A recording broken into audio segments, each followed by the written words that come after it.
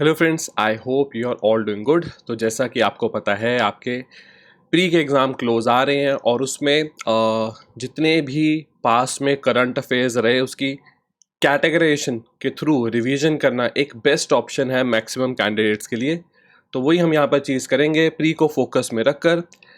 पिछले एक साल को अगर देखें तो जो भी वेरियस कैटेगरीज बनती है, जैसे आज की हमारी फर्स्ट कैटेगरीज है इंपॉर्टेंट पर्सन न्यूज़, और कोशिश करेंगे कि इस वीडियो को बहुत लंबा ना बनाए, शॉर्ट वीडियो में, ठीक है। अगर मैक्सिमम में अगर टाइम लो तो 7 मिनट में आपको कौन कौन से इंपॉर्टेंट पर्सनालिटी न्यूज़ रहे पिछले एक साल में जो कि आपके एग्जाम के प्री के हिसाब से इंपॉर्टेंट हो सकते हैं, जल्दी से समझते हैं।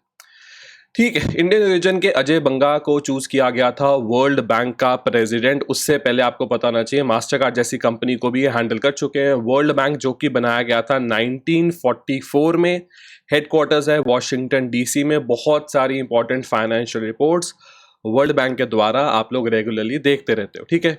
हाँ, वर्ल्ड बैंक के आगे जो सब ऑर्गेनाइजेशन है वो टोटल 5 होती हैं। रवि सिन्हा एक आईपीएस ऑफिसर को रिसेंटली अपॉइंट किया गया था चीफ ऑफ रॉ। तो रॉ होता है रिसर्च एंड एनालिसिस विंग, एक तरह से इंडिया का intelligence wing, intelligence organisation. Research and analysis wing जो कि शुरू किया गया था के.एन. काओ के द्वारा। एक बहुत ही लेजेंडरी स्पाई माने जाते थे। इंदिरा गांधी ने उनको सपोर्ट किया था कि इस तरह से आप एक ऑर्गेनाइजेशन बनाओ। इसको बनाया गया था 1968 में। कहीं ना कहीं जो मिडल ईस्ट या सोवियत का जो इन्फ्लुएंस बढ़ रहा था ना, वो एक बहुत बड़ा रीज़न था कि रॉ की फॉर्मेशन की गई थी। मिडल ईस्ट मतलब ये जो सेंट्रल एशिया और मिडल ईस्टर्न कंट्रीज, तो वहाँ से शुरू हुआ था रॉ। और अब तो आप देखोगे कि रॉ डोमेस्टिकली, इंटरनेशनली बहुत सारे प्रोजेक्ट्स को संभालती है, ठीक है। हाँ, एक और चीज़, रॉ जो है ना, असल में ये अलग से किसी भी मिनिस्ट्री के अंदर नहीं होती है, प्राइम मिनिस्टर के ऑफिस के ही अंदर काम करती है।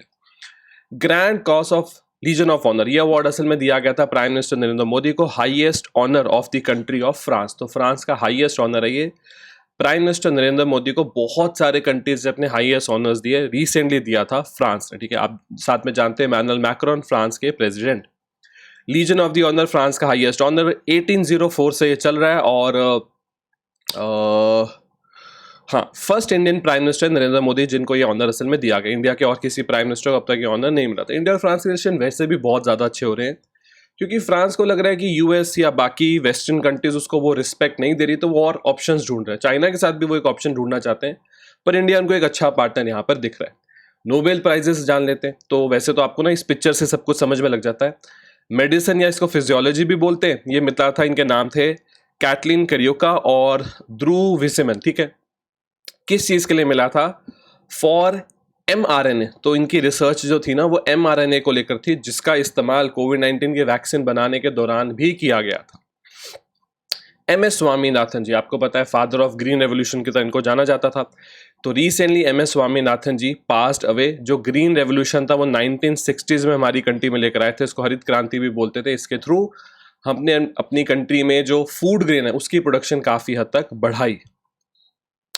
2023 नोबेल प्राइज फॉर पीस, तो ये किसको मिला? नरगिस मोहम्मदी जी को। क्यों? असल में ईरान, देखो यूएस पता है क्या करता है, यूएस और वेस्टर्न कंट्रीज अब नोबेल प्राइजेस को भी ना अपने पॉलिटिकल एजेंडा के लिए यूज कर रहे हैं। रशिया के किसी रिपोर्टर को पीस प्राइज दिलवा देना कि भाई वो तो बहुत तंग है, ईरान के एक एक्टिविस्ट को दिलवा देना। तो इस तरह से आप कह सकते हो कि इतने बड़े अवार्ड्स एंड ऑनर्स को भी इन्होंने उतना रिस्पेक्टफुल नहीं छोड़ा, अपने हिसाब से, अपने एजेंडा के हिसाब से अवार्ड्स ये दिलवाते हैं, ठीक है। 2023 नोबेल प्राइज इन लिटरेचर, ये किसको मिला? लिटरेचर वाला मिला है, इनका नाम है जॉन फॉसेट, ठीक है। तो लिटरेचर में क्या होता है, किसी एक किताब या किसी एक चीज़ के लिए नहीं मिलता, आपकी पूरी जो लाइफ रही, आपने जो कुछ किया उसको देखते हुए आपको नोबेल प्राइज इन लिटरेचर दे दिया जाता है। केमिस्ट्री का मिला है मोंगिजी बिवनी को, लुइस इब्रूस को, एलेक्सी इकोनॉफ को, ठीक है। क्या थे इनकी डिस्कवरी? Quantum dots. तो क्वांटम डॉट्स के, देखो क्वांटम डॉट्स अगर आप पढ़ना चाहो तो अपने में एक बहुत बड़ा सब्जेक्ट है, तो उसकी आपको जरूरत नहीं है। अगर आप दिमाग में क्वांटम डॉट्स के बारे में या क्वांटम डॉट्स की रिसर्च के बारे में भी रखोगे ना, बहुत है, ठीक है। एक और चीज आपको बता दूं, ये जो 6 नोबेल प्राइजेस है इसमें से 5 दिए जाते हैं जहां से असल में अल्फ्रेड नोबेल थे, स्वीडन। बस एक दिया जाता है स्वीडन के बगल वाली कंट्री नॉर्वे से, जो कि होता है पीस वाला, शांति वाला, ठीक है। नोबेल प्राइज इन फिजिक्स ये मिला पियर ऑगस्टिनी को, फिनिक्स क्लास को और NAL हुरियर को। क्या इसका, इनकी रिसर्च क्या थी? इनकी रिसर्च थी क्रिएशन ऑफ एटोसेकंड पल्सेस। तो एटोसेकंड पल्स की वो रिसर्च थी जिसको लेकर इनको तीनों को नोबेल प्राइज इन फिजिक्स मिला। एक Nobel prize maximum to maximum 3 लोगों में ही डिवाइड किया जा सकता है, ये भी आप 4 में नहीं हो सकता, ठीक है। नोबेल प्राइज इन इकोनॉमिक्स, तो ये सबसे यंग नोबेल प्राइज है, 69 से इसको शुरू किया। इसका पूरा नाम होता है सर्गेस रिस्बैंक प्राइज इन इकोनॉमिक्स। सर्गेस रिस्बैंक असल में जैसे हमारा आरबीआई ना, ये स्वीडन का सेंट्रल बैंक है।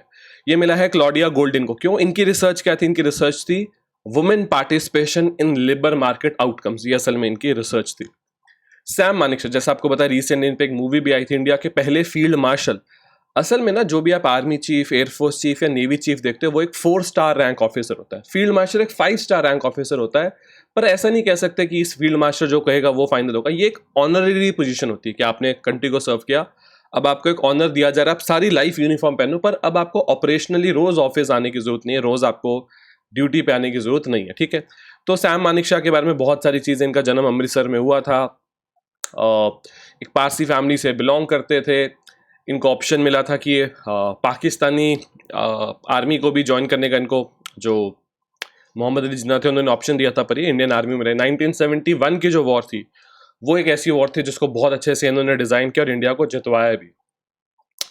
नीना सिंह बने थे first women chief of industrial security force, असल में CISF, central industrial security force की बात करें। आई होप आपको पता है हमारी कंट्री में टोटल 7 ऐसी फोर्सेज हैं CISF के अलावा, जो होम मिनिस्ट्री के अंदर आती है, सेंट्रल फोर्सेज होती हैं। एक BSF होती है, BSF के अलावा होती है ITBP। तो मैं आपको बता देता हूँ, central industrial security force, border security force, Indo Tibetan border police, उसके अलावा होती है NSG, national security guards. NSG के अलावा होती है SSB, सशस्त्र सीमा बल। उसके अलावा होती है असम राइफल्स। असम राइफल्स के अलावा जो एक बची है वो है BSF, CRPF, ठीक है, CRPF। तो ये असल में 7 सेंट्रल पुलिस फोर्सेज होती हैं हमारी कंट्री के अंदर, CISF, BSF, ITBP, NSG, SSB, Assam rifles और CRPF, ठीक है।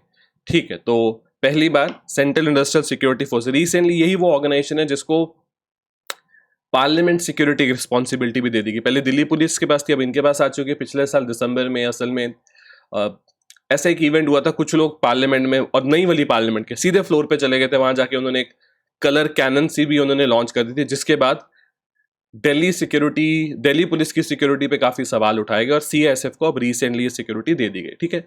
सेंट्रल इंडस्ट्रियल सिक्योरिटी फोर्स 1969 में बनाया गया था। इंडिया के इंडस्ट्रियल और सेंट्रल इंडस्ट्रियल सेक्टर को प्रोटेक्ट करने के लिए काम करती है। मेट्रोज, एयरपोर्ट सब ये लोग संभालते हैं।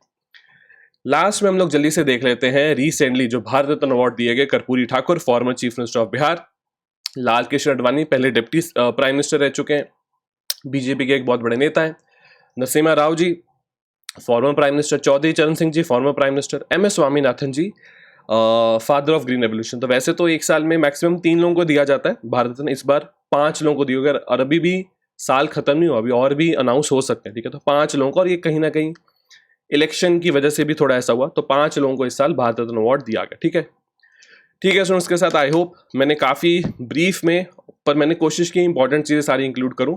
तो मैंने जितने भी इंपॉर्टेंट पर्सन न्यूज़ थे उनको यहाँ पर कवर किया। नेक्स्ट क्लास में हम लोग एक अलग टॉपिक लेंगे और उसको पूरा पिछले साल में जो इंपॉर्टेंट था उस हिसाब से कवर करेंगे। मिलते हैं अपनी नेक्स्ट क्लास में, तब तक ले thank you and have a very successful day. Thank you friends, thank you.